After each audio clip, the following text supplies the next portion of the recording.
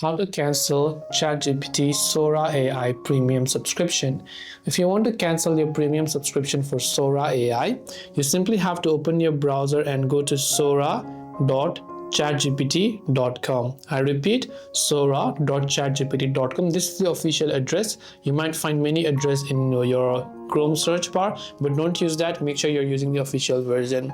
Here I'm actually logged into my account. Now Sora AI subscription also comes from your ChatGPT account, which means if you have got a ChatGPT subscription, by default you'll also have benefits to Sora subscription.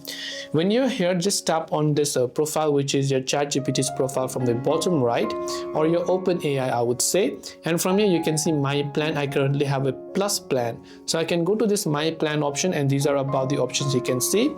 Again, from the bottom you can see manage plan, so I can just tap on this manage plan button and I'll find all these details where I can go to manage again over here.